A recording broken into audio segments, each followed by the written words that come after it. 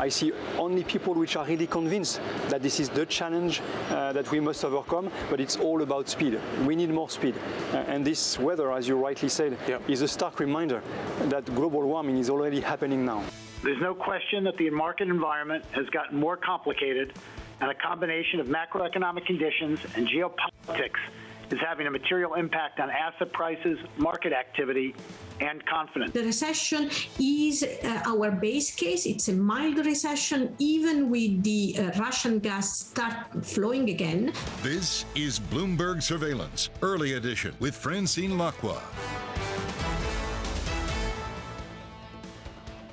Good morning and welcome to Bloomberg Surveillance Early Edition. I'm Tom McKenzie in London. Here's what's coming up on today's programme. Gazprom declares force majeure on some European gas buyers, reinforcing Russia's grip on EU energy supplies. Hiring freeze, Apple joins its fellow tech giants in scaling back headcount plans. Goldman Sachs will bring back its annual employee cull. Plus, a brutal heat wave. London may hit a record 40 degrees as extreme temperatures ravage Europe. The other big headline, of course, is that the ECB and officials there at the Central Bank of Europe are now considering 50 basis points on Thursday. The markets now, money markets pricing in more than 100 basis points by September from the European Central Bank. That's pushed the euro higher. It has pushed yields higher as well at the front end, particularly German debt and Italian debt. Currently, in terms of your futures stateside, after the losses we saw yesterday of around 0.8%, gaining 0.2%. The US 2-year at 3.15. That's a 2 basis point move. Euro, again, bid almost 1% on the back of that news. Again, that 50 basis points is now in play for the ECB this week after Madame Lagarde had flagged very clearly 25 basis points. So a change there, and whether or not the ECB is looking at front loading. This is euro dollar on the back of that line then. Of course, we'll keep across anything else we get on the ECB's thinking as we lead up to that Thursday meeting. The reaction across the bond yields, the reaction across euro dollar, and the fact that money markets, as I said, now pricing in more than 100 basis points by September as the ECB wrestles with these inflationary impacts. Here in the UK, you're seeing losses of 0.4%. The hiring picture, though, pretty good. 300,000 new jobs. The estimates had been for about 170,000. The CAC current lower by 0.8%. There's one idiosyncratic corporate story in the mix there, which is EDF. We'll get more details on that as well. And the DAX currently down 0.8%. Italy also under pressure, 0.5% as we look ahead to Wednesday and the decision by Mario Draghi as to whether or not he does indeed step down. The political pressure there as that coalition crumbles. And of course, that is playing into the mix for the ECB as well. We're waiting for those details on the fragmentation tool come Thursday, as well as that rate hike. Now, Wall Street banks have posted upbeat results. This as speculation intensifies that the Fed will take a more measured approach to policy tightening, easing fears of recession. Speaking on Bloomberg TV, US bank CEOs weighed in on the debate. U.S. consumers remain quite resilient. Consumers and businesses have been resilient so far. Consumer spending remains well above pre-COVID levels. I expect there's going to be more volatility and there's going to be more uncertainty. The environment, very complicated, lots of uncertainty. We see inflation deeply entrenched in the economy. We might head into some form of recession. Little of the data I see tells me the U.S. is on the cusp of a recession. It's unlikely to be a deep and dramatic recession, at least in the U.S. We've managed through recessions before. We'll manage it again. I'm quite comfortable, do it quite well. OK, for more, we are joined by Bloomberg's finance team leader, Tom Metcalf, who's been passing these results for us. What really stood out to you then, Tom? Well, it's interesting to hear that variety of thoughts from all the CEOs and, kind of a spectrum of thoughts that the recession is coming, but how bad or good it will be for the banks. For me, the two things that stood out yesterday, where we had the last two banks report, Goldman and Bank of America, were A, net interest income. So these rising rates are helping the banks sort of core business of lending sort of bounce back a bit, and that sort of surpassed analyst expectations of Bank of America. And on Goldman, just the classic sign of traders just continuing to outperform, rescuing those investment banks from very disappointing investment banking performance. Yeah, the traders absolutely smashing it at Goldman Sachs and elsewhere as well. Yeah. When it comes to the jobs question then, and that stood out as well for many of us in terms of the prospects of lower job growth across some of these banks, and maybe some divisions being culled as headcount is added elsewhere. What are we expecting to see? What was the significance of what we've heard around jobs? Yeah, I think the mood music has changed. We've gone from sort of hiring frenzy. We hear the phrases like talent war. Now it's very much like, we've maybe looking to cut back or at least sort of looking to slow the pace of hiring. That's what Goldman said. And it's really interesting because some of these banks have really expanded in recent years. Goldman, I think, has added sort of 15,000 jobs, so a really huge pace of growth. And, they're now looking at perhaps pulling that back a bit, which reflects, I guess, the uncertain times coming into. Is there any sense, we were talking to Federated Emirs about this just about 30 minutes ago, as to whether or not the trading, what we're seeing in terms of trading and investment bank, that's going to change in any significant way in the months ahead, or is that divergence likely to sustain itself? Yeah, I think probably divergence is likely to sustain itself. I think it's pretty clear market volatility is here to stay, and that's where traders tend to thrive, or at least sort of certainly need lots of traders there to kind of adjust to those movements. So I think you'll probably see investment banking continue to struggle. So IPOs are down, all that sort of equity raising doesn't seem to be bouncing back. But on the trading side, with rates rising, it's a good time to be a trader. Yeah, and a reminder, of course, that the ECB is now considering 50 basis points, just to tie into that comment on terms of net interest margins. Thank you, as ever, our finance team leader, Tom Metcalf, breaking down those earnings and what really stood out. In terms of the euro-dollar then, just to highlight for you the strength, of course, for the single currency coming through in the session today, up 1%, currently trading at 1.02. The Bloomberg dollar index down 0.6%. Just a reminder, this on the back of the news that the ECB is looking more closely at 50 basis points this week. Of course, Madame Lagarde had flagged very clearly that 25 basis points was almost certainly baked in for Thursday. Now officials looking at 50 basis points, again, as they weigh up this inflationary environment. We'll check in on yields as well. There's been a significant move higher across the German bonds, particularly at the front end. So a 10 basis point move higher in yields at the front end of the German 2-year, currently positive by 62 basis points. The Italian 2-year as well, up in terms of yields by close to 10 basis points, currently at 1.66. We will keep across all of these asset classes for you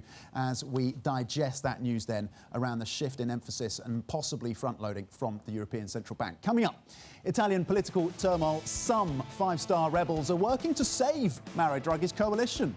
Italian bonds, well, they're currently under pressure on the back of that ECB line. We continue to stay focused on those. Of course, the details around the anti-fragmentation tool from the ECB will be important as well on Thursday. But we're going to get a test and a taste and the latest when it comes to political turmoil in Rome next. This is Bloomberg.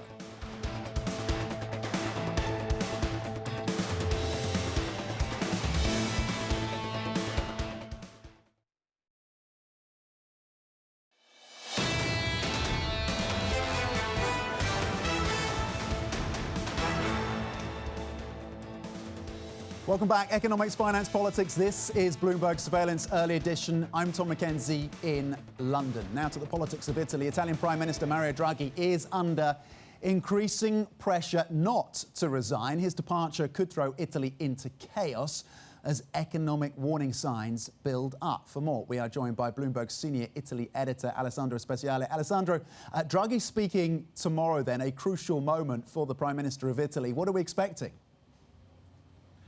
Nobody in Rome really knows, which is a bit of a paradoxical situation if you think about that. Usually it's governments, it's heads of government who want to know if they still have the confidence of their own parliament.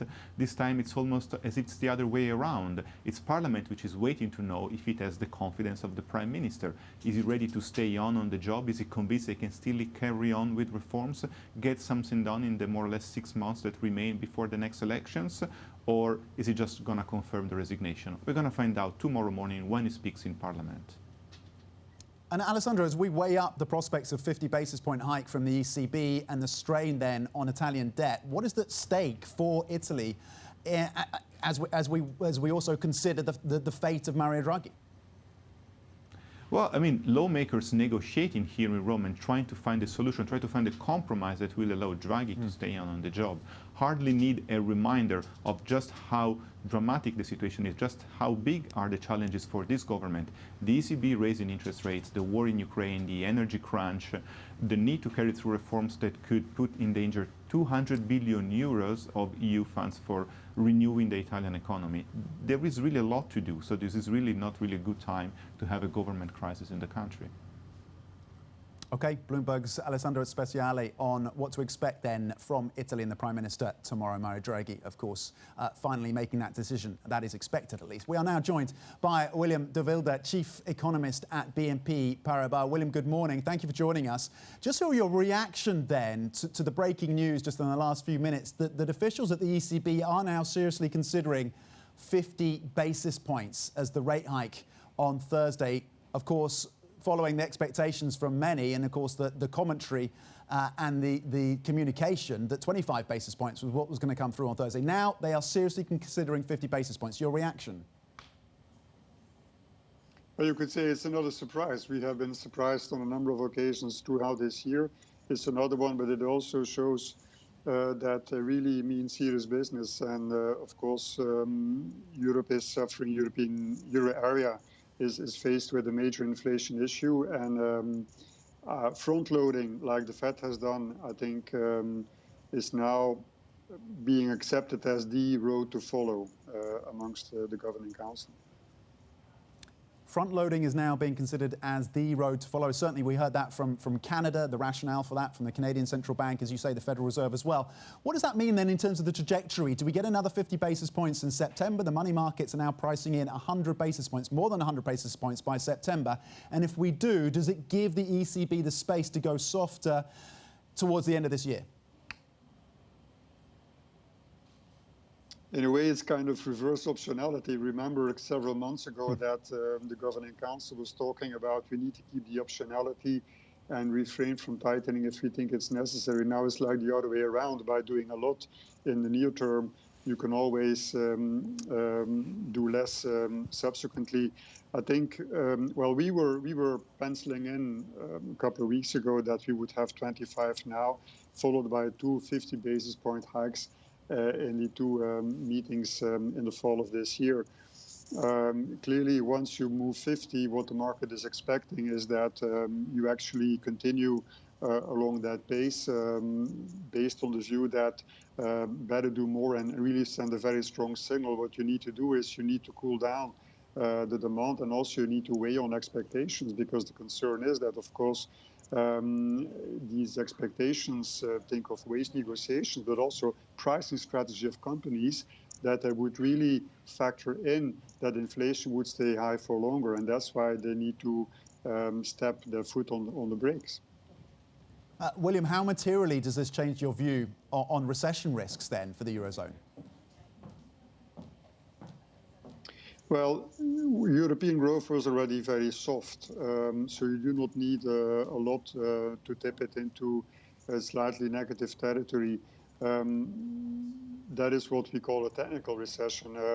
To have a full-fledged recession that would be deeper in for 2 successive quarters or even more than that, for the time being, that still seems very unlikely. We have a number of support factors. One is purely statistical, of course. That is the carryover effect from the strong increase in activity last year. But also remember that the labor market continues to be very strong. I would say amazingly strong if you look at the hiring intentions of companies. That's an important element as well. You also have the fiscal support from Next Generation EU. European Commission counts it at like 50 basis points.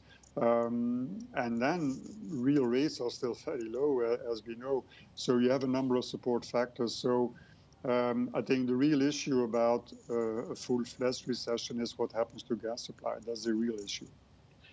Yeah, and still there's a lot of uncertainty around that precise question. Of course, the gas supply really ties into the single currency. And the euro-dollar currently in the session up, of course, on the back of this news, that 50 basis points is being considered. Do we change our view on euro-dollar on the back of this news? Well, the thing is that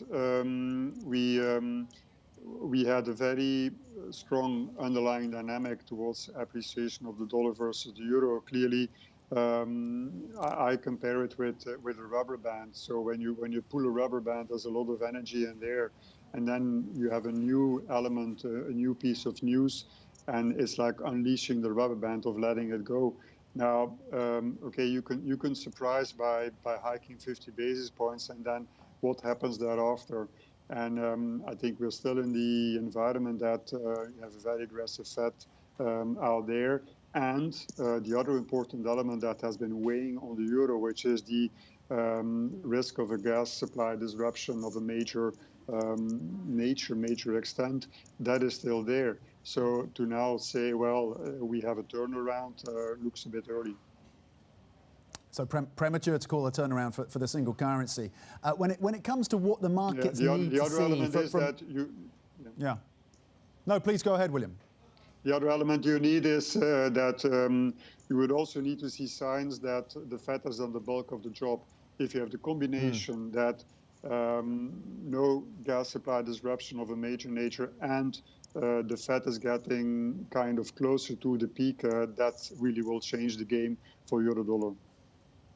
Okay, so continuing, of course, to watch the Fed and how that plays across for that currency across euro-dollar, currently high on the back of the news that 50 basis points has been considered. William de Wilde, thank you for your analysis this morning, Chief Economist at BNP Paribas. Okay, let's get to the Bloomberg First Word News now with Leanne Garens. Leanne. Tom, good morning. Bloomberg has learned that Russia's Gazprom has declared force majeure on at least 3 European gas buyers. That means it could not fulfill its supply obligations due to unforeseen circumstances. Gazprom has already been curbing supplies to Europe and has closed its main pipeline for maintenance. The European Commission is set to warn that a cut-off of Russian gas shipments could reduce GDP by up to 1.5% if the next winter is severe. In Ukraine, the military chief says the situation in the country has been completely stabilized. In a Facebook post after speaking with the chairman of the U.S. Joint Chiefs of Staff, Mark Milley, he said an important factor was the arrival of a new U.S. long-range artillery system. Now, the House Speaker, Nancy Pelosi, reportedly plans to visit Taiwan next month. That's according to the Financial Times, which says there are divisions in the Biden administration over whether Pelosi should make that trip.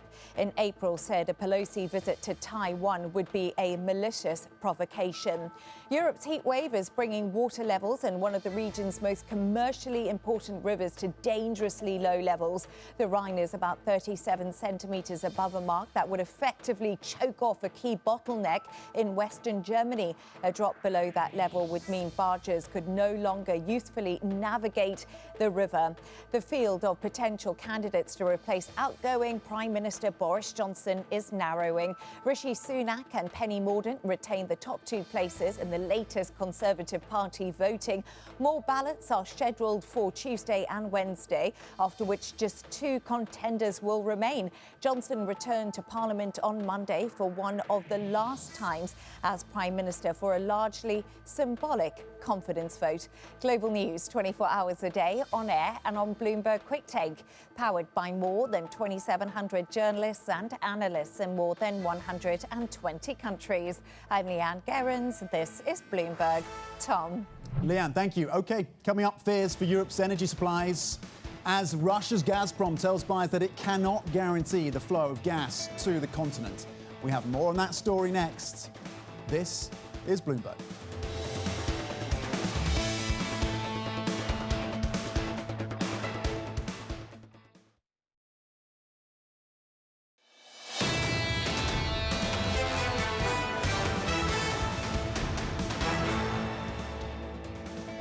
Economics, finance, politics. This is Bloomberg Surveillance Early Edition. I'm Tom Mackenzie in London. Now, Gazprom has declared force majeure on several European natural gas buyers. It's a move that may signal that it intends to keep supplies capped, reinforcing Russia's grip on the region's energy. For more on this, let's bring in Bloomberg's European energy team leader, Isis Almeida. Isis, what do you make of this move then? We were talking in the break about the uncertainty around Gazprom and they're keeping us on our toes. What is your assessment of what we've heard so far? I think it was very surprising for a lot of the European utilities to get a force majeure now, since Gazprom has already been curbing supply since last month, like mid last month. And it's very interesting to get a retroactive force majeure. We've never heard of that before. And, you know, there are legal questions around that, I guess. So But a lot of people are looking at it and saying, well, it looks like this is the first sign that, one, they either do not intend to turn back Nord Stream 1 when maintenance ends next week, or actually not next week, this week on Thursday, or basically that they intend to keep supplies kept at the 40% capacity that they've been using that pipeline at. Okay, and it's remarkable to think about it, but 40% would be an optimistic scenario as things stand if they keep it at 40% come Thursday. So what are you looking for on that Thursday's decision from Nord Stream 1? Could they delay the decision? Is expected to come online? If they decide to put it back online, they come online straight away. What indicators are you and the team going to be looking for? I think the maintenance is scheduled to end at actually like 6 a.m. Central European time on Thursday. So on Wednesday afternoon, we should start seeing the orders. We should start seeing European companies put through orders. Yes, I want to receive gas tomorrow, but the actual flows we're only going to see at the time, really 6 a.m. Central European time on Thursday. And then we'll see if, we actually get gas flowing or not. The one thing that Gazprom has already signaled is that the turbine one of the turbines that compresses gas to, that goes into Nord Stream 1 was stuck in Canada, and it's not going to make it in time. So that is one thing that's fueling concerns as well, that may not come back. Okay, so that's the time frame. Wednesday, the orders, 6 a.m. CET in terms of whether it comes back online on Thursday. Isis Almeida, of course, from our energy team, thank you very much indeed on the latest from Gazprom and the gas flows out of Russia. Coming up, future-proofing our cities as the heat wave brings soaring temperatures across Europe. We will discuss how our cities need to change to cope with extreme temperatures and the climate crisis. This is Bloomberg.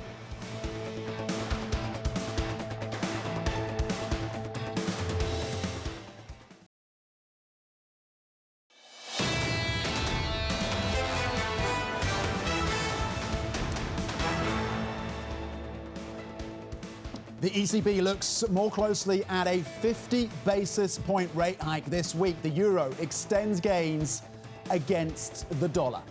Gazprom declares force majeure on some European gas buyers, reinforcing Russia's grip on EU energy supplies, plus a brutal heat wave. London may hit a record 40 degrees as extreme temperatures ravage Europe. Good morning and welcome to Bloomberg Surveillance Early Edition. I'm Tom Mackenzie in London. Let's check in on these markets then as investors readjust to the idea that maybe the European Central Bank will go for 50 basis points, having very clearly flagged 25 basis points. 50 basis points now, Thursday on the cards. The money market's pricing in more than 100 basis points in terms of ECB rate hikes by September. Of course, this would be the first rate hike of that size and scale for at least a decade from the European Central Bank. You're seeing moves in the euro dollar, as we mentioned, the headlines up strongly. In terms of the markets, though, equity markets, you're seeing losses of 0.6%. The US 2-year at 3.15, that's a 2 basis point move. Euro dollar 102, gaining 0.9%.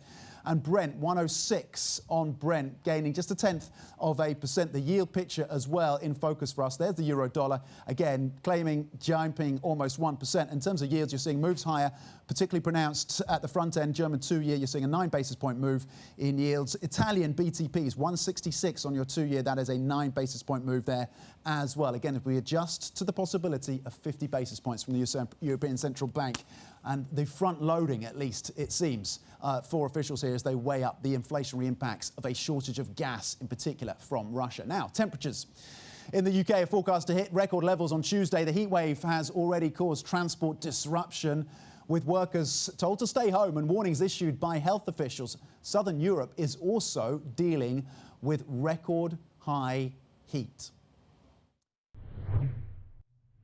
I see only people which are really convinced that this is the challenge that we must overcome, but it's all about speed. We need more speed.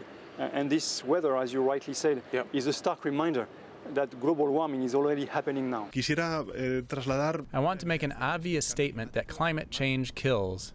It kills people. This we have seen. It kills our ecosystems, our biodiversity. It also destroys the things that the societies affected by these fires hold dearest: their houses and homes, their businesses, their livestock. I have to say, and I say this with all sincerity, that many of the commitments that we heard in Glasgow remain just that. They are still just words on a page.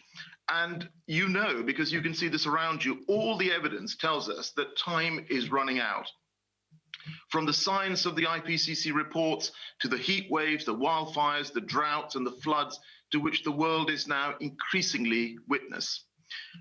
So, friends, on every single one of the commitments we made in Glasgow, we simply have to quicken the pace. OK, Alok Sharma, of course, the last voice there on the urgency around this issue. Let's bring in now Bloomberg's Leanne Geerens. And Leanne, if anyone doubted the climate crisis, then this week across Europe is confirmation of just how severe this issue is and the fact that it's already taking a toll not just on infrastructure, but on lives as well. Yes, indeed, Tom. And you just heard that from Pedro Sanchez, the Prime Minister of Spain.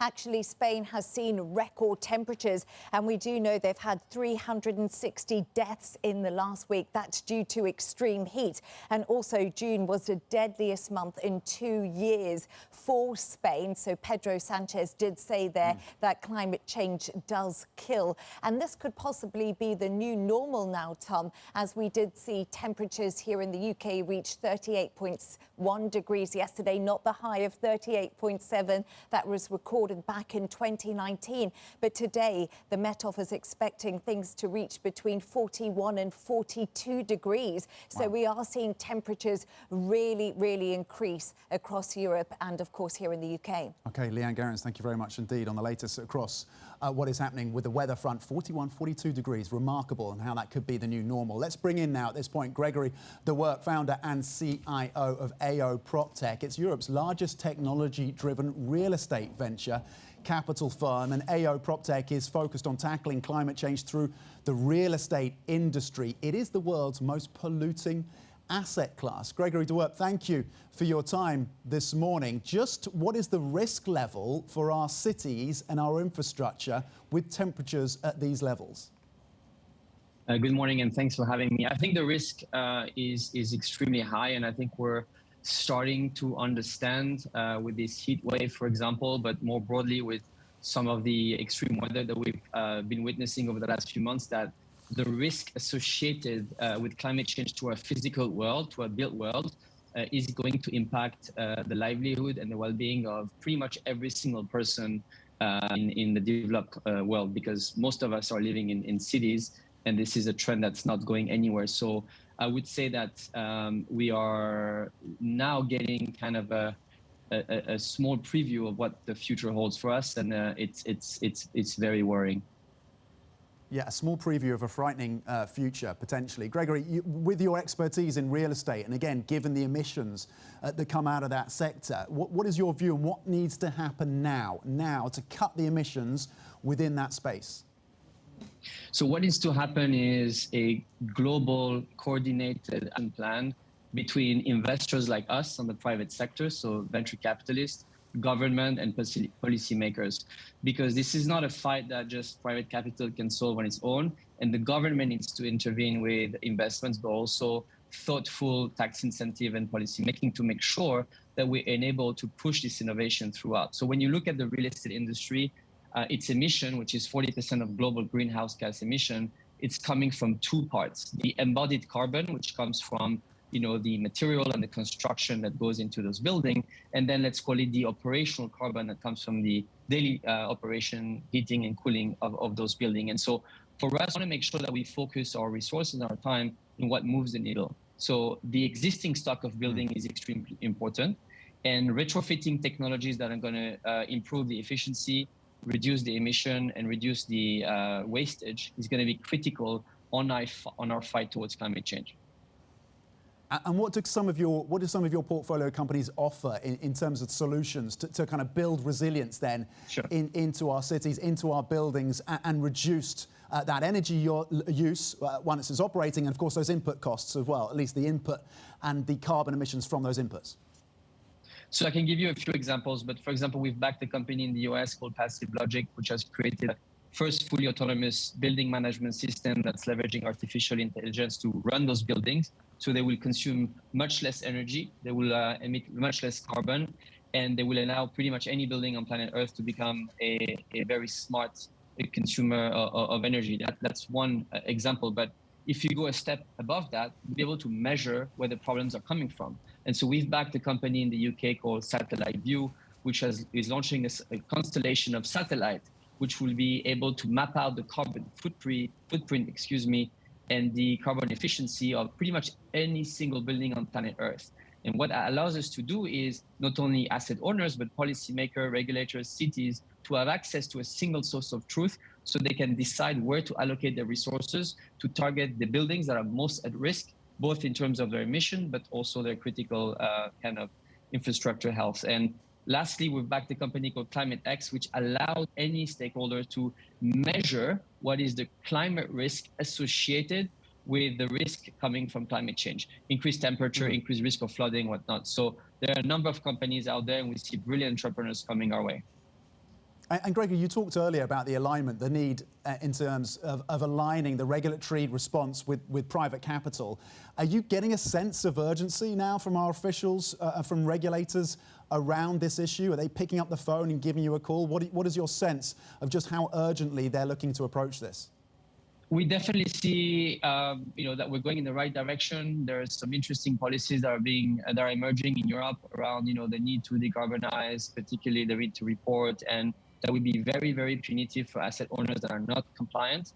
But we need a lot more, and we need a lot more concerted efforts, because one of the gaps in the market is sometimes split incentives in the real estate market. What I mean by that is if you're an asset owner and you're going to spend all that money to retrofit your building, it might not benefit you, it might benefit your tenant. And so the incentives of doing it are a bit mixed. So the government needs to step in to make sure that they align the interest of all the stakeholders for adoption to happen at scale and very fast. We're on the right track, but we're still a long way to go. Okay, very interesting. Gregory Dwerk, founder and CIO of AI Proptech. Thank you very much indeed. A big player in terms of funding climate solutions, particularly around infrastructure and cities. Right, coming up, China's economic outlook in focus as Beijing tries to control COVID outbreaks and the country's deepening property crisis. We will discuss with Keyu Jin from the London School of Economics next. This is Bloomberg.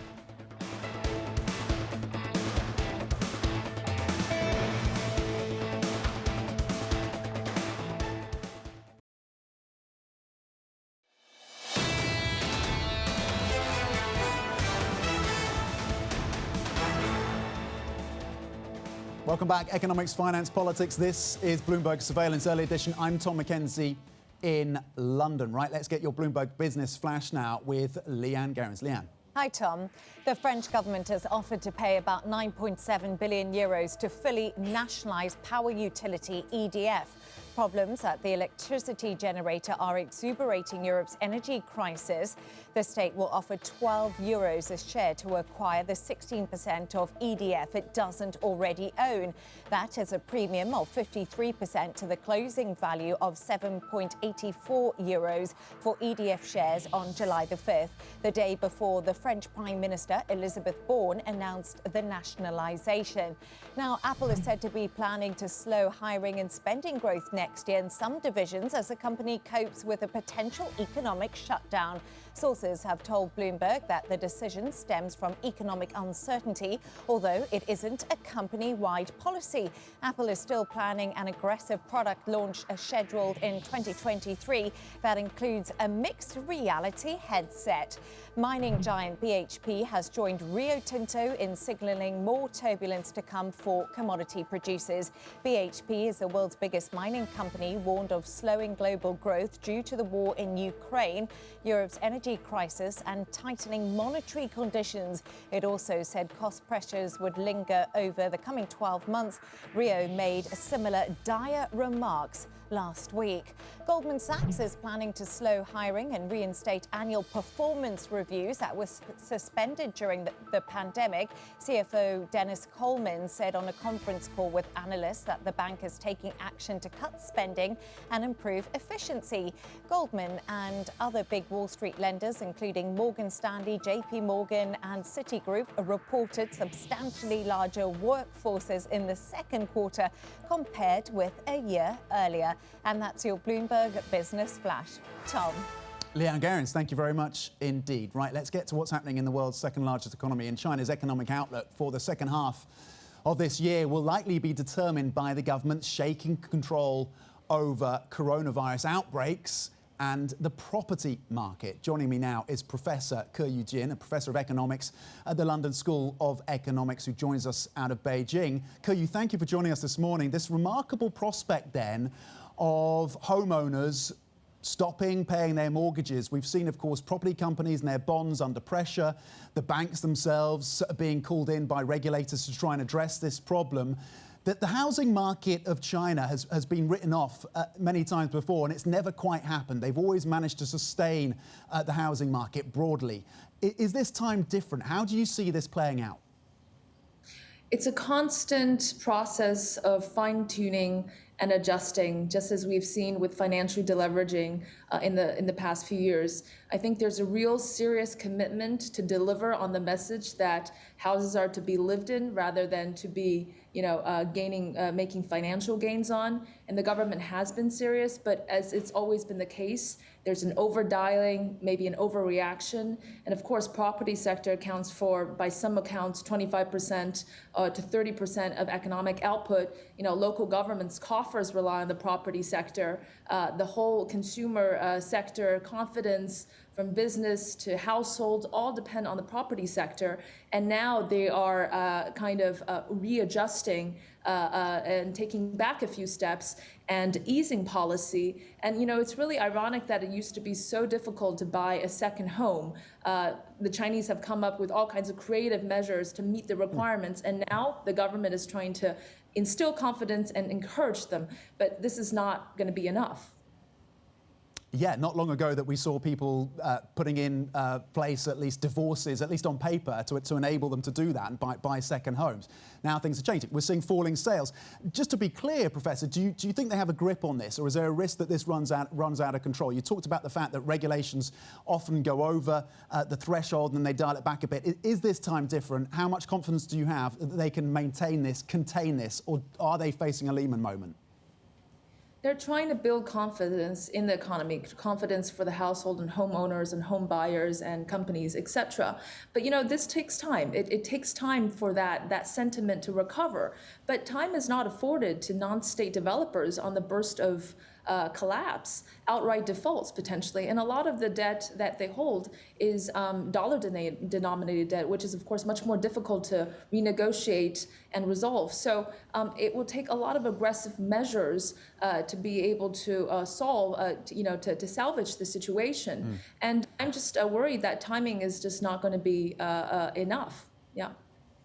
Okay, so really question marks around the timing of all of this. The other reporting that we've been doing, our team on the ground in Beijing and Shanghai, is around the flow of talent out of China, the wealthy and those innovators and creators and entrepreneurs. Does China risk a loss of talent and a loss of some of the secret sauce that's driven so much of the innovation that's driven this economy in the last couple of decades? In the short term, and this has also a lot to do with the stringent COVID policies.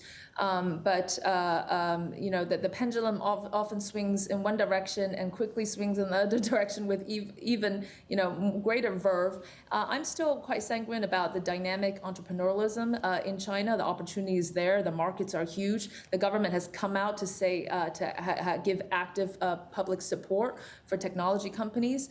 They will return. I think it has a lot to do with the near-term policies, but in the longer term, China's open for business. That's an interesting take, and that kind of brings me on to my next question, which is that we remember the 1990s, and we remember Jiang Zemin and this kind of unofficial agreement between Jiang Zemin, the head of the country at the time, and entrepreneurs and the business elite, that they could work together. Has that unofficial agreement started to fray, do you think? There is a new paradigm in the Chinese economy, and it's important to understand what it is. It's about severing the links between power and money, and we're likely going to see that taking into more speed and more importance going forward. That means the companies are going to be reined in more. They're going to be monitored, surveilled. Much more than before, where they were given practically a free rein during the Deng Xiaoping era and in the Jiang Zemin era as well. Not so anymore. Big corporations going to be constrained. But again, that doesn't really necessarily hurt entrepreneurial dynamism. It's just that they're going to have to operate in tighter regulatory grounds than before. And we're less likely going to see these explosive unicorns, going from zero to tens of $billions in 3 years, that kind of phenomenon is less likely going to happen. But you can bet that the young entrepreneurs are still as excited as before to create value in society. Okay, that excitement is still there. I'm also thinking back to the kind of hard-nosed reformer of Zhu Rongji again, the 1990s, early 2000s. Is there a Zhu Rongji of the moment to help China correct its economic course and get back to that growth target of about 5.5%? Well, sometimes it has to get much worse before it really gets better and the pendulum swings in the other direction. And we can potentially see that. Now, I'm not hoping that the Chinese economy is going to slip even more going forward. But if it does, then I think there will be a full embracement of economic pragmatism in the near future. But I think that this is really, again, a process of learning and adaptation, even with stringent COVID policies, is getting to know the virus and getting to know how to deal with the virus. And so we're less likely going to see, I believe, full lockdowns that we have seen in the past, but now there's smarter ways, more efficient ways to deal with it, and then they're just going to have to adapt to the new circumstance.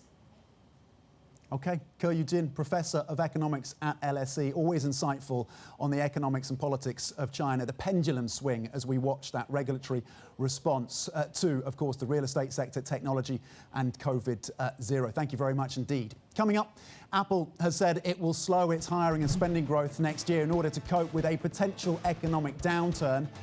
More on that story after the break. This is Bloomberg.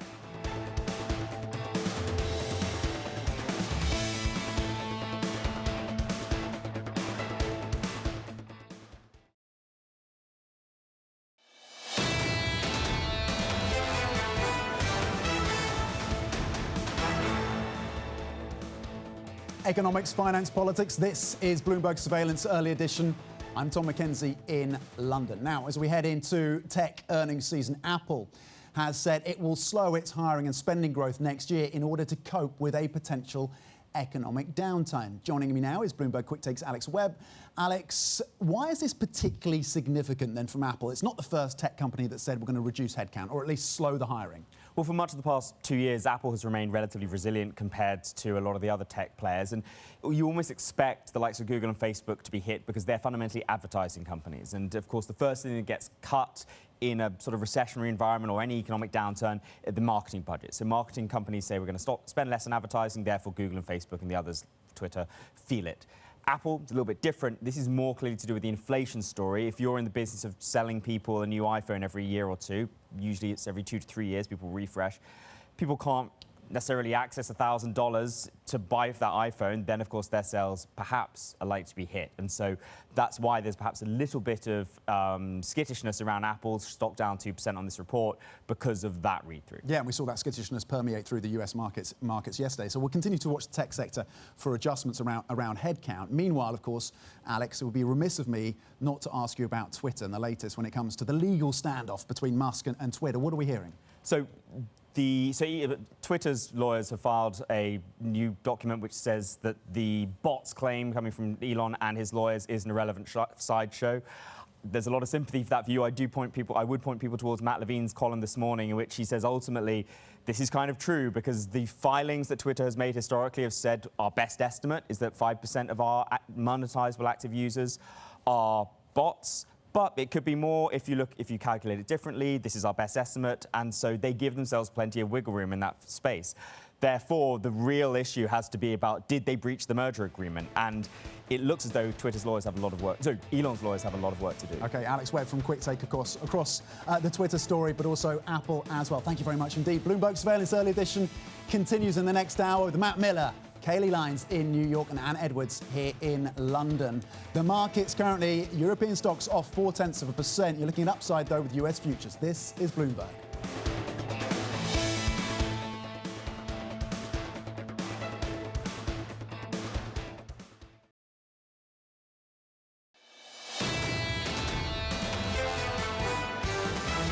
There is a lot of demand in the US economy, and this very high rate of inflation is not yet causing consumers to tighten their purse strings a lot and stop spending. No matter how troubled the US is, there are other countries that are in worse shape. At the end of the day, US has much higher risk tolerance to conflict in Europe. I think we are in an extremely data-dependent world. The focus now is on margins, is on quality, incrementally on growth, and that's where we encourage investors to look. This is Bloomberg Surveillance, Early Edition, with Anna Edwards, Matt Miller, and Kailey Leinz. It's 10 a.m. in London, 5 a.m. in New York, and 5 p.m. in Hong Kong. Our top stories today. The ECB may double down on its first interest rate hike in more than a decade. Policymakers could deviate from their earlier guidance and boost rates by 50 basis points. The UK swelters as it expects record-breaking temperatures today. Meanwhile, France takes aim at Europe's energy crisis by offering almost $10 billion to nationalise power producer EDF. And big tech's troubles. Apple joins others in the industry who put a lid on hiring. Investors will scrutinise results from Netflix to see if it's found a way to end massive subscriber losses. Welcome to Bloomberg Surveillance Early Edition. I'm Anna Edwards in London with Matt Miller and Kailey Leinz in New York. And Kailey, certainly tech in focus with that Apple news, and we wait for Netflix. But here in Europe, the ECB story developing pretty quickly. Yeah, potentially a half-point move coming on Thursday, even though they have been beating the drum to a 25 basis point hike for some time now. So it'll be interesting to see how that plays out 2 days from now. But as you say, Anna, the story today really is on technology, and that definitely was true in Asia overnight. Yes, the MSCI Asia Pacific Index was really little changed, up just fractionally, not even 0.1%, but the underperformance came from China and Hong Kong. Now, for China, of course, we have ongoing concerns around COVID zero policy and rising COVID cases, as well as the turmoil in the property sector as people essentially boycott paying their mortgages on unfinished projects. But the other issue that was dragging on Hong Kong in particular is technology. You still have the regulatory overhang from Beijing, but also just sentiment around tech, not great overnight, considering that hiring slowdown news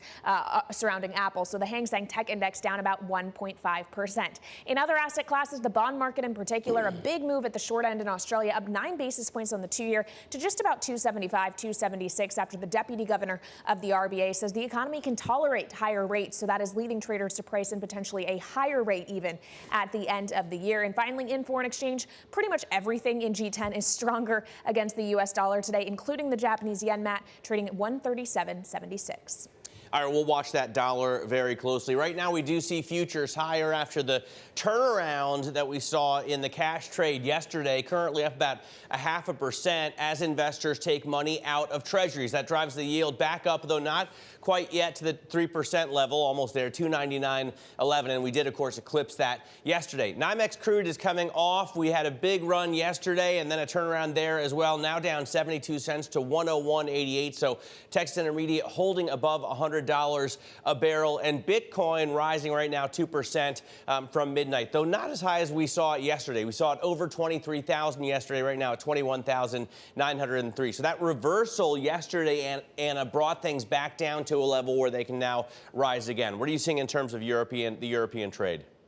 Yeah, Europe catching up a little bit with the late in the day vibe from Wall Street yesterday. So as that Apple news broke after the European markets have closed, we're sort of factoring in that and the way that labour market story is perhaps weighing at the margin on expectations for risk assets. So a little bit of a pullback in some stocks this morning, down 0.2% on the FTSE 100. The CAC and the DAX both down by more than 0.4%. So we catch up on the US news flow, but we also have something new to bring to the party, and that certainly has impacted the euro today. So it seems as if the ECB is going to be thinking about a 50 basis point hike, at least considering it. They're going to give more serious consideration to that possibility, at least. And that news flow coming through this morning from a number of news outlets, and Bloomberg has that story as well, has pushed the euro higher this morning, up by 0.9%, up to 1.02. Remember, we were talking about going back down through parity.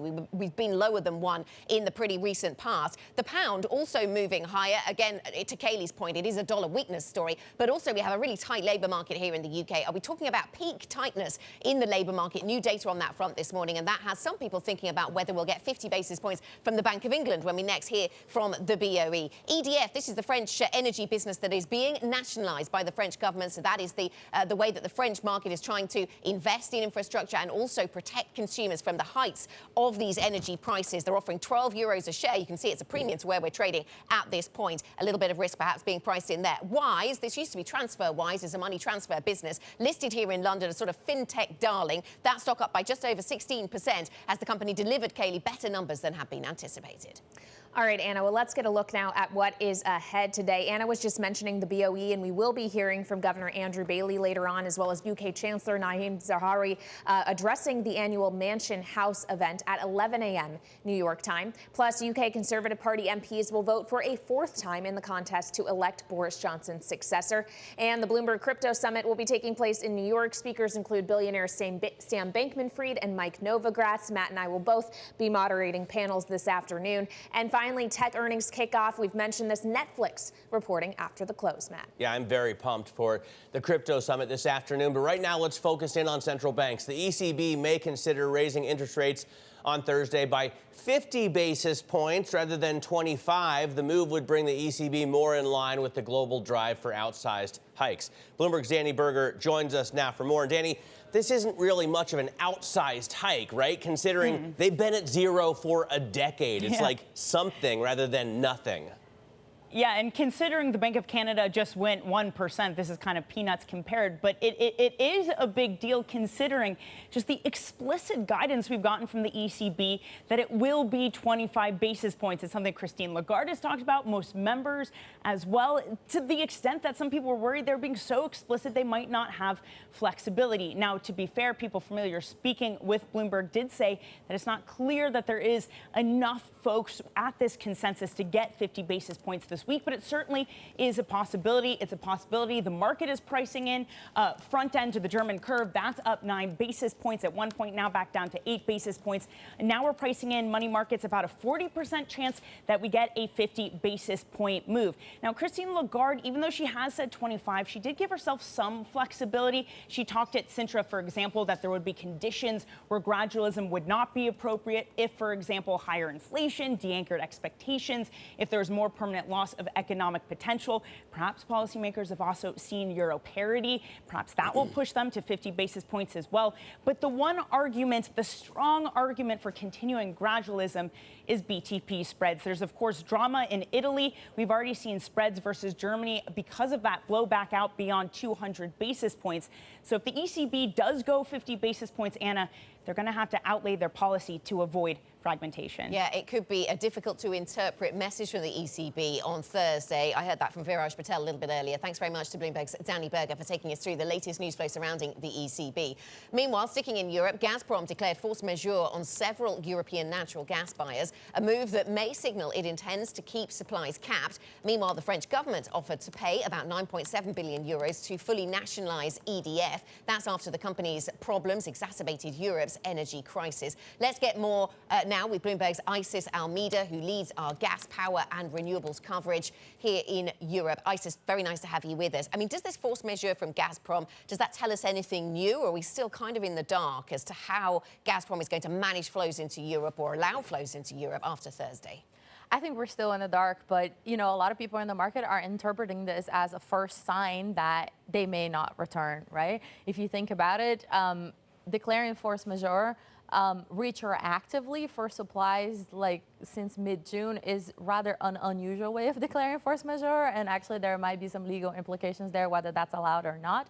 But I think what people were saying is like this is probably the first time that Gazprom either does not intend to bring the pipeline back or it intends to keep it capped at 40% capacity. Isis, you know, we're looking at record temperatures here as well as in Europe. But at my house, I just jack up the AC. Do Europeans do that at all?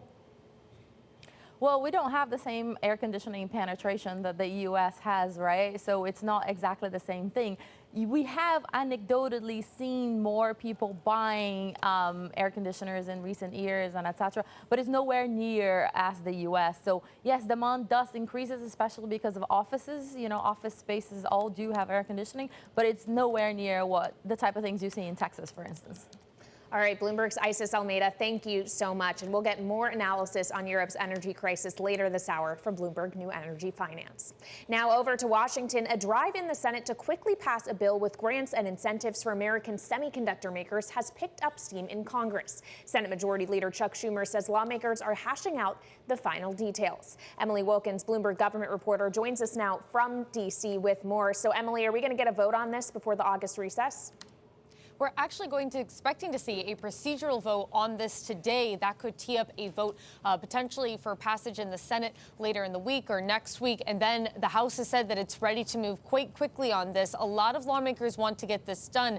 Now, Kailey, remember, this isn't the bigger package that we've been talking about for a while, that U.S. competitiveness bill that had manufacturing, development, research. A lot of that bill has now been left on the cutting room floor because of debates back and forth between parties and different partisan disputes. But one thing that a lot of lawmakers for both parties can agree on is the real need to have this funding for semiconductors, both for national security interests as well as manufacturing interests. You saw Intel delay a potential opening of a semiconductor factory in Ohio, in part because Congress hasn't figured out a way to pass this funding yet. So it's something that lawmakers are trying to make sure they do before they depart for their August recess. The timeline is very critical here. You heard Commerce Secretary Gina Raimondo tell lawmakers the other week that this is very urgent and that they need to move quickly. Just a note on style. On this show, we call it the great state of Ohio. Emily Wilkins. Nancy Pelosi, Speaker of the House and representative from California. She's going to go to Taiwan next month, possibly. What is she going to do there? So Speaker Nancy Pelosi is planning on leading a delegation to Taipei. Remember, this was a trip that she had actually planned back in April, but then was prolonged after she was diagnosed with COVID-19. And this comes as you've seen more discussions between the Washington and Beijing top officials. You have that potential President Biden, President Xi call in the mix that hasn't quite been scheduled yet, but a lot of people are looking forward to that potential date. And this trip, it could lead to some potential blowback. You've heard from Beijing's warning against this trip, saying that there could be a strong rebuke as a result of Pelosi visiting. But this would be a very much historic trip. We haven't seen anything compatible to a top-level official like Pelosi visiting Taiwan in about 25 years. And so this would be a very big deal, and this is expected to happen at some point in August. Emily, thanks very much. Emily Wilkins of Bloomberg Government joining us there from Washington. On to tech news, and we head into tech earnings season, of course. Apple is planning to slow hiring and spending growth next year in order to cope with a potential economic downturn. We saw this have an impact on risk sentiments in the US last night. Bloomberg's Alex Webb joins us now with more. Alex, I've seen different views on this. Some people sort of caught off guard by it, and maybe the markets were in a sentiment sense, but others saying we should have seen this coming. Yeah, ultimately, we've seen hiring freezes and hiring cuts at these sort of ad tech companies, Google, Facebook. That is something to be expected because when there's any economic slowdown, the first thing that companies cut is their marketing budgets. Therefore, advertising companies get hit. With Apple, it's probably more of an inflation story because they are in the business of selling $1,000 a piece consumer goods. If people don't have as much money, they can't afford to buy them. So you tie those two things together, and you have Apple slowing down some hiring in some departments. We see on the terminal Netflix is looking for more ways to monetize, especially password sharing. What do we expect to hear from Netflix earnings today? The numbers aren't looking brilliant in terms of the expectations. The market's expecting a decline in subscribers to the tune of about 2 million people. That's largely going to come out of the US, about half of that from the US. The only ads are going to come in Asia. We've seen big successes there, of course, the Squid Game, but they're expanding their slate there. So it's not looking pretty. That might mean, though, that even just the slightest hint of good news is positive for the stock.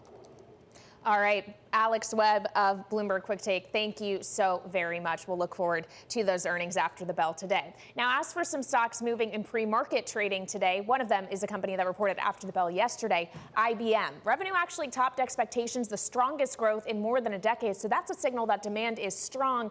The bad news coming in that the free cash flow guidance disappointed. Part of that due to the loss of business in Russia. The other part of it due to the strong dollar. And I wonder how much we're going to hear that from other companies this earnings season. Nonetheless, IBM down about 5% before the bell. To the upside, though, is Snap. We got news yesterday that it's rolled out its desktop application for customers in the US and the UK. So now you can Snapchat video call on your computer.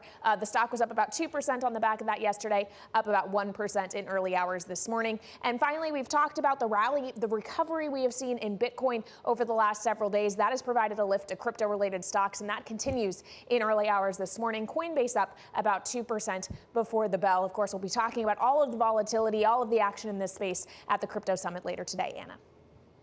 Kailey, just some breaking news to cover off because it ties into what we were talking about with Isis Almeida a moment ago. The EU Commission now does not expect Russia to restart Nord Stream, the pipeline that runs, of course, from Russia into Europe. It's been closed for maintenance. There have been plenty of speculation as to whether it will restart. We'll see what Russia intends. But now the European Commission moving to a point where they are now saying that they do not expect those flows to restart. We've seen some draft publications from the European Commission saying simulations by the Commission and gas system operators show a cut-off of Russian imports in July would mean the EU reserves would be filled by 65 to 71% at the start of November. That leaves us going into the winter below target of 80% full. So we'll have further analysis on this as we go through programming. Coming up, we get back to the other big story in Europe this week, and that is the ECB. Christian Kopf joins us, head of fixed income and FX at Union Investment. Will this kind of news flow stop the ECB going for 50 and make them go for 25? We'll talk about that. The Bloomberg Crypto Summit returns today in New York. The summit gathers some of the biggest names in the industry, including billionaire Sam Bankman-Fried and Mike Novogratz. The summit starts in person and virtually at 8:45 a.m. New York time and continues all day. Matt and Kailey, of course, will be there. This is Bloomberg.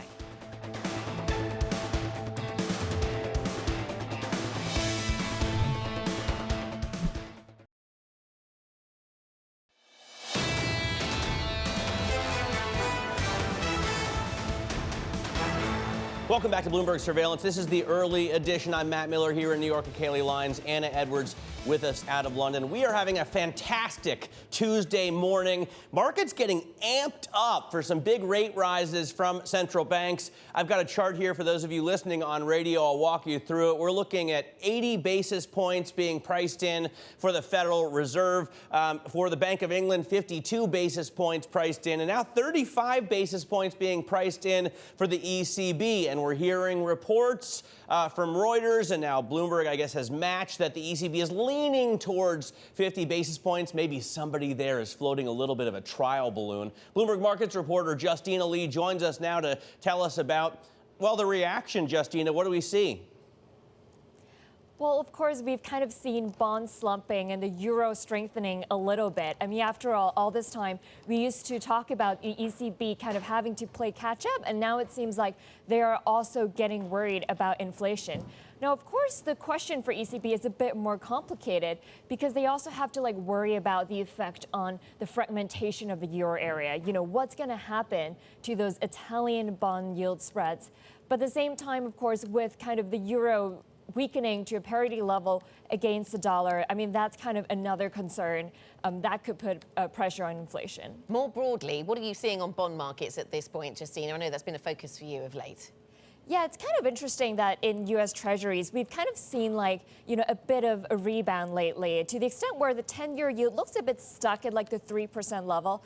I think there are a lot of investors that see, a 10-year yield at 3% as pretty attractive, but inherently kind of what's built into that is in a way you have to have confidence that the Fed will eventually get inflation under control. And I think that's kind of a question in the U.S. right now. Are we starting to see inflation peak? I know we've kind of all been saying this for a few months and it's never happened, but the dollar strength should help. And at the same time, hopefully we'll also see some supply side factors kind of easing as well. Okay, we'll have some analysis on the dollar strength and where we go in FX markets shortly. Thanks very much to Bloomberg's Justina Lee. And for more market analysis, check out MLIV Go. That's the function on the Bloomberg terminal. They're all over that latest pivot from the ECB and other moves. Commodities also of interest this morning. This is Bloomberg.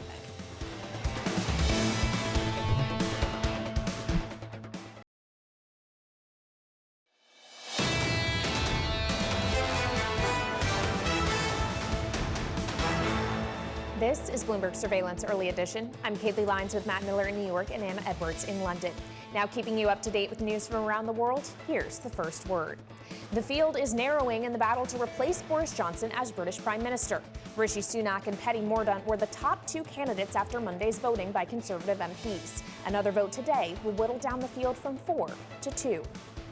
China is denying a report that President Xi Jinping invited top European leaders to meet him in Beijing and is still waiting for their response. The foreign ministry called the report in the South China Morning Post, quote, fake news.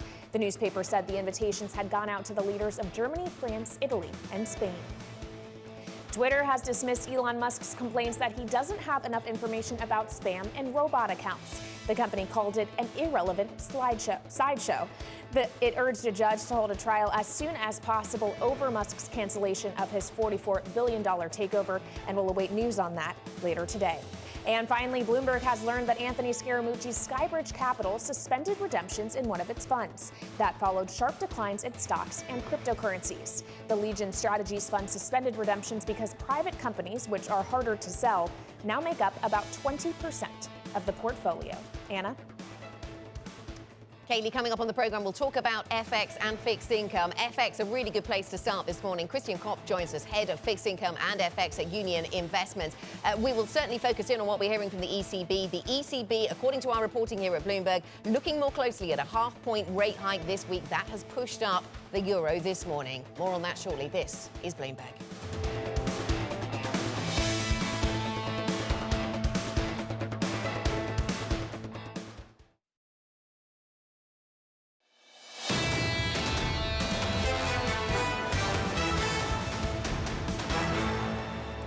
This is Bloomberg Surveillance Early Edition. Here's what you need to know. The ECB may double down on its first interest rate hike in more than a decade. Policymakers could deviate from their earlier guidance and boost rates by 50 basis points this week. They're trying to fight inflation that's reached a record 8.6%. The UK swelters as it expects record-breaking temperatures today. It may go over 40 degrees Celsius today, 104 degrees in Fahrenheit. Meanwhile, France takes aim at Europe's energy crisis by offering almost $10 billion to nationalise power producer EDF. And big tech's troubles, Apple joins others in the industry who've put a lid on hiring. Investors will scrutinise results from Netflix to see if it's found a way to end massive subscriber losses. They could total 2 million in the quarter that just ended. I'm Anna Edwards in London with Matt Miller and Kailey Leinz in New York. Matt, it seems we're sort of bridging a gap across the Atlantic. Negative sentiment for risk assets here in Europe, but that's really yesterday's story on the Apple news flow. The US futures picture looking a little bit brighter. Yeah, that was amazing yesterday to see that the markets turned around on a scoop from Bloomberg pointing out that Apple may slow hiring in 2023. Not even company-wide, but just across a few units. It doesn't take much, obviously. We're back up in terms of S&P futures right now. 2/3 of 1% is the gain that we're looking at as we head just about 4 hours away from the start of trading. Right now, the 10-year yield is coming back down. So investors were selling this debt earlier. Now they're buying it. Of course, when the price goes up, the yield comes down. We're at 298.18. Yesterday, we were back up over 3%. NYMEX crude yesterday had a great rally, then turned around. Now we're seeing it come back down a little bit further to 101.93 for Texas Intermediate. And Bitcoin continues to rally from midnight, but it also had a topsy-turvy day of trading yesterday because when we talked about it 24 hours ago, it was at 23,000. Now it's at 21,905. Nonetheless, at least we're seeing green arrows there. Anna, what do you see? Kailey, what do you see in terms of the markets over in Asia and the pre-market movers? Yeah, well, I'm focused on the pre-market movers because it's tied to that move we're talking about in Bitcoin. Could we actually see it breaking out of the range it has been in for about a month now? You're seeing crypto-related stocks getting a lift once again in pre-market trading, though there is some separate news to note, and that is that Applied Blockchain has entered a 5-year pact with Marathon Digital to host about 200 gigawatts of Bitcoin mining capacity. So as a result, Applied Blockchain is up about 34% before the bell, and after rallying 21% in yesterday's session, Marathon Digital is up another 7.5% this morning. As for some other stories to keep our eye on, of course, you were just talking about that Apple slowing hiring news that we got yesterday. Apple shares are up just about 0.4% at the moment, and of course, we are awaiting those results from Netflix after the bell. We're expecting they could have lost up to 2 million subscribers in the second quarter, but what is that forecast going to look like, and can it help the stock, which is down 68% just year to date? This morning, though, ahead of those results, up about 1% before the bell, Anna.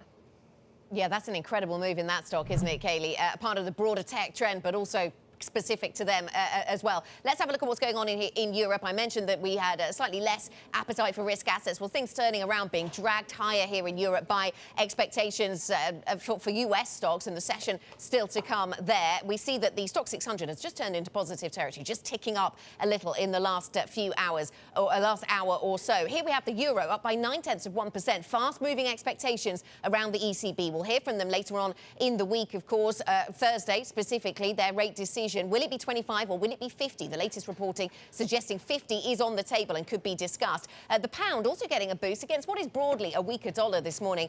So the pound moves higher. We've had Labour data out from the UK today, and that has some asking whether we might get 50 from the Bank of England next time around. Such is the tight nature of the labour market here in the United Kingdom. And here we have the share price in EDF up by just under 15% this morning. The French state offering 12 euros a share for this business. They're going to nationalise it. This is the way that France is trying to cope with all the challenges that the energy markets here in Europe face, trying to invest, they say, but also cushion consumers from higher prices, Matt. Yeah, so nationalization happening in France. The EU says maybe Russia won't turn the pipeline back on once it finishes maintenance on Nord Stream 1, and that could result in negative 1.5% growth, or a contraction of 1.5% in the worst case scenario. Christian Kopf, head of fixed income and FX at Union Investment, joins us now. Christian, can the ECB really raise rates by 50 basis points in this scenario?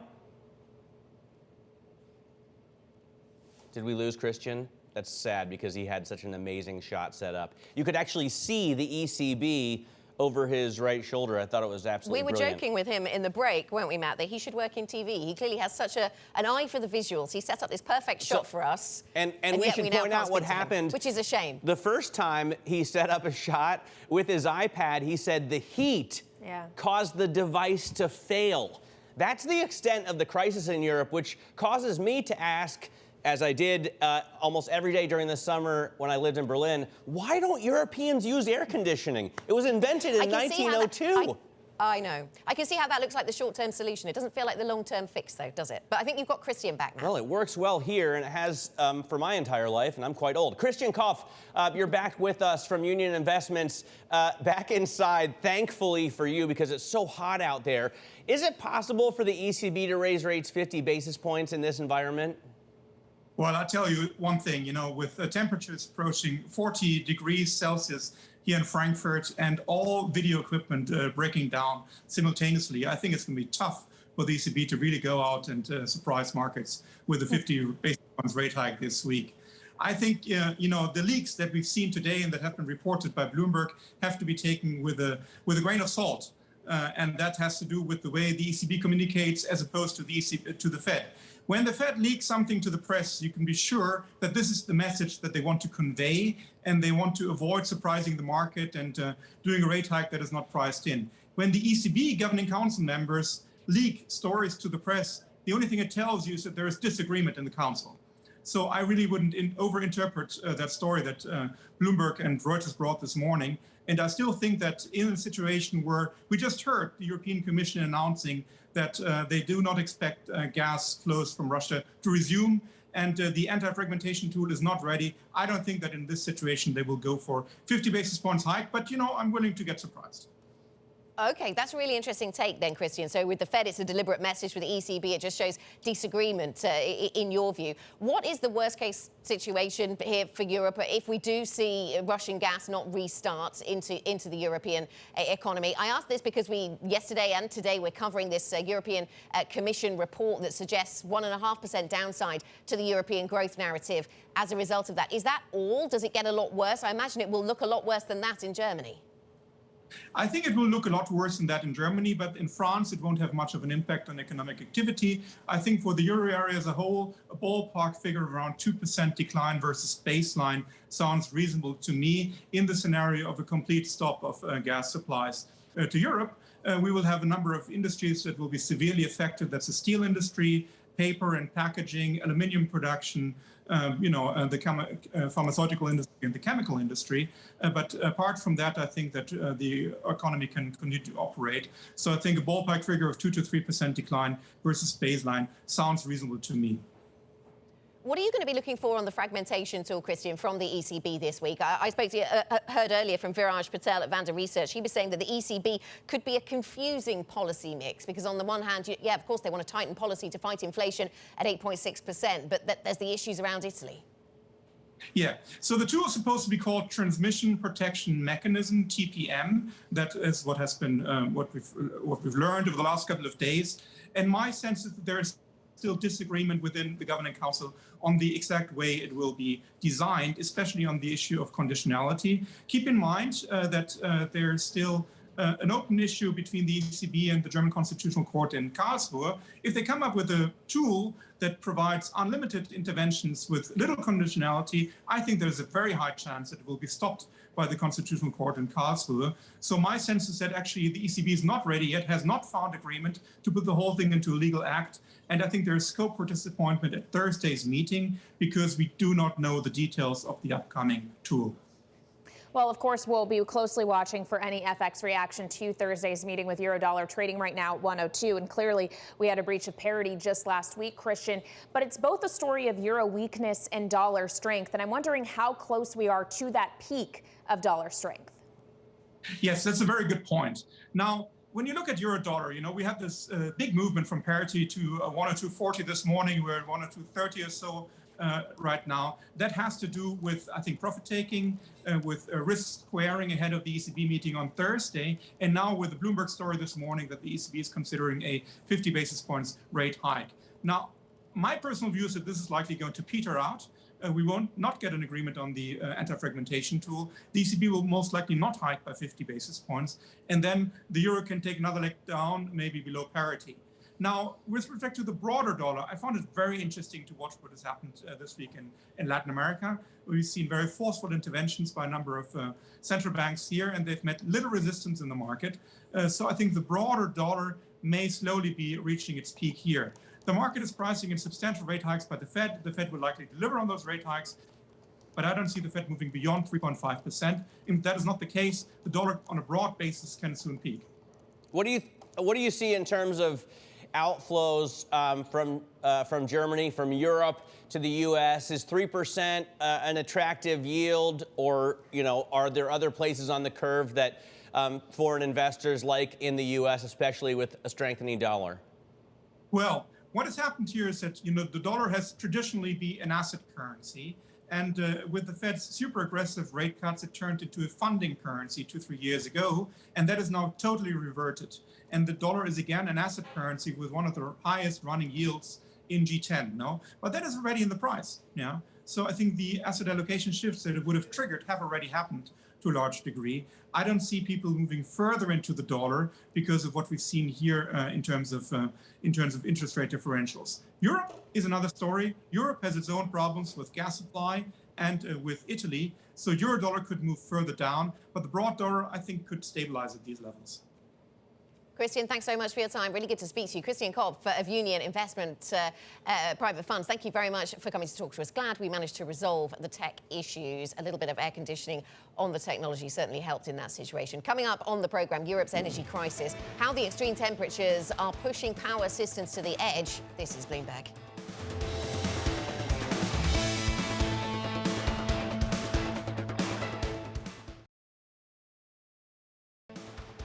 This is Bloomberg Surveillance Early Edition. You're looking live at the principal room. Coming up later today, SEC Chair Gary Gensler. That's at 12 p.m. in New York, 5 p.m. in London. This is Bloomberg.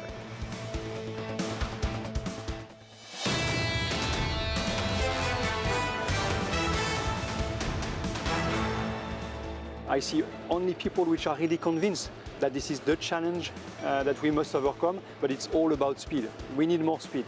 And this weather, as you rightly said, is a stark reminder that global warming is already happening now. I want to make an obvious statement that climate change kills. It kills people. This we have seen. It kills our ecosystems, our biodiversity. It also destroys the things that the societies affected by these fires hold dearest: their houses and homes, their businesses, their livestock. I have to say, and I say this with all sincerity, that many of the commitments that we heard in Glasgow remain just that. They are still just words on a page. And you know, because you can see this around you, all the evidence tells us that time is running out. From the science of the IPCC reports to the heat waves, the wildfires, the droughts and the floods to which the world is now increasingly witness. So friends, on every single one of the commitments we made in Glasgow, we simply have to quicken the pace.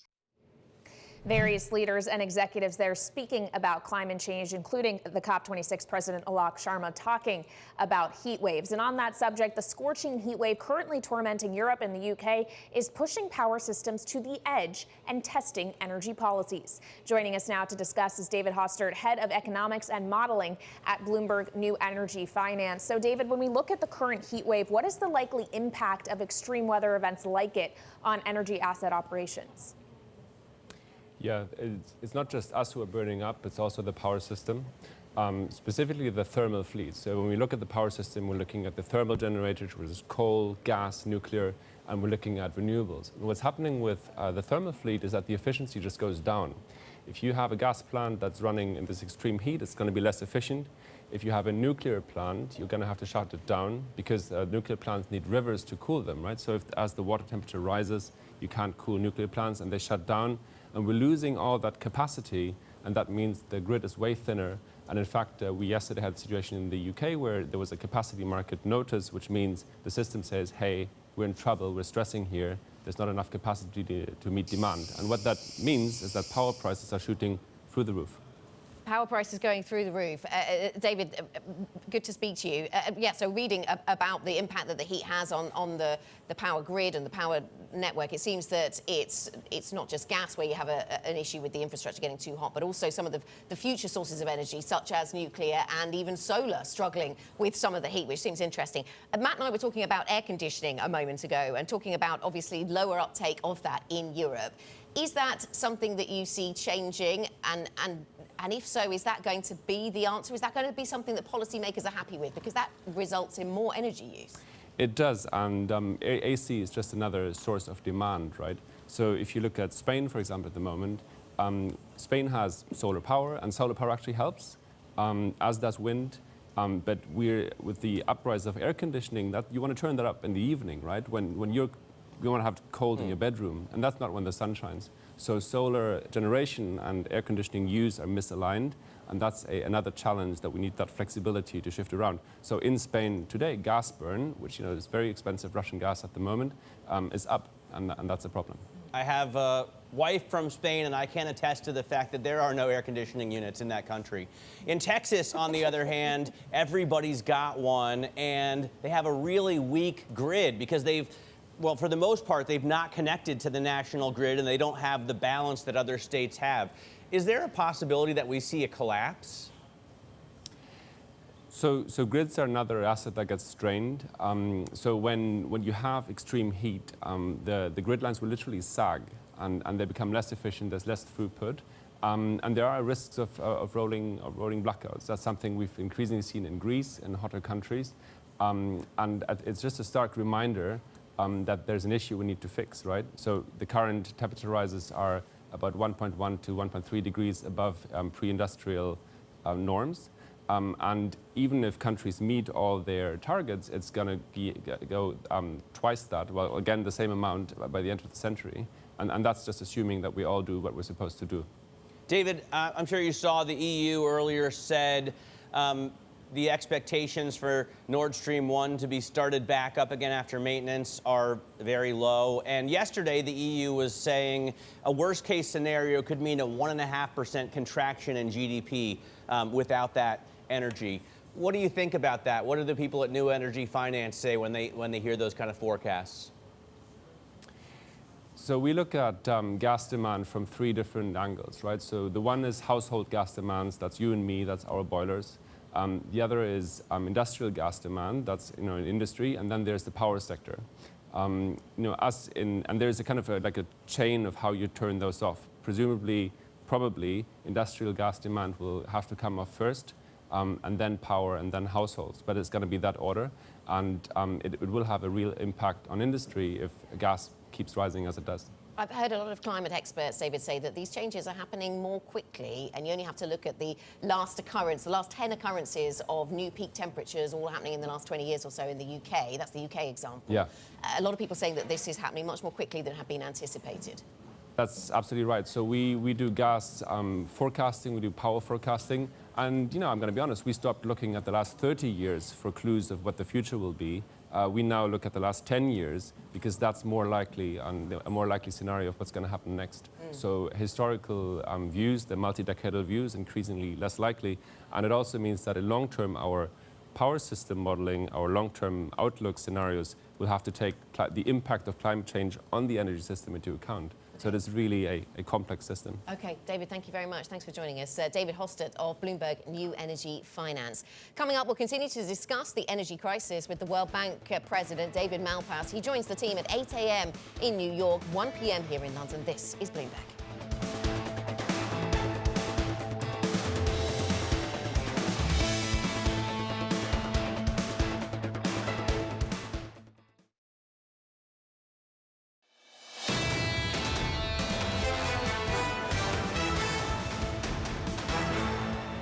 This is Bloomberg Surveillance Early Edition. I'm Anna Edwards in London with Matt Miller in New York. Tom Keene joins us too, co-anchor of Bloomberg Surveillance. He's up next and he's brought along his single best chart. Good morning to you, Tom, from the heat of London. What is on your mind today? Well, I'm worried about your heat. Stay cool, Anna, as well. We'll talk about that through surveillance this morning as well. Maybe away from economics, finance, investment. Let's look at Stranger Things. How about Netflix this afternoon? And off the pandemic, a fascinating chart of two paths that did well during the pandemic. Everybody needed a toy at home. Matt Miller bought like 3 sets of iPods just to get through the pandemic. And Netflix and Apple doing really equally the same through the pandemic, and then it ended. Late pandemic, Apple sustaining with that ample free cash flow. Netflix a mystery. I believe we do that this afternoon. Yeah, we're definitely going to look to see how Netflix can monetize the sharing of passwords. You've got a great guest lineup, including David Malpass, World Bank president. It'll be interesting to see his take on the energy shortage along with the heat wave. Well, the heat wave, I think, has got to fold into it all of a sudden, Matt. It's something that's been there forever. Some really good writing, I think. And the guest you just had on, I thought, was just excellent on it. But Malpass, as president of the World Bank, has to look at fuel, but he's also got to look at the thing that uses a lot of fuel, and that is agriculture. In front and center is a very nuanced world food crisis, pretty much centered right now on the Mediterranean. Absolutely fascinating stuff to watch. Andrew Sheets, I see, joining you there as well. Great show, Tom. Looking forward to it. We are watching a couple of other things on the program this morning, including China now disputing a report in the South China Morning Post that President Xi had invited multiple heads of Europe, including Emmanuel Macron and Olaf Scholz, to come to Beijing and meet with him, and he hasn't received any replies to those invitations. Now, as I said, China flatly denied this report. They're calling it fake news, but the South China Morning Post said that they didn't get a response to any of their questions from Mario Draghi, Pedro Sanchez, Olaf Scholz, Emmanuel Macron. So it'll be interesting to see if they actually meet the Chinese leader. Yeah, really interesting geopolitical developments to watch. Of course, there's lots going on here in Europe. We're watching the gas narrative. We're watching rising temperatures here in London. To Tom's point, though, we're watching earnings. We're watching Netflix later in the day. We had that surprise in April where they really surprised the market by that slump in subscriptions. The stock down 65% year to date. As Tom said, stranger things could be a boost this time around. But the quality and number of rivals is just something that needs to be discussed. This is Bloomberg.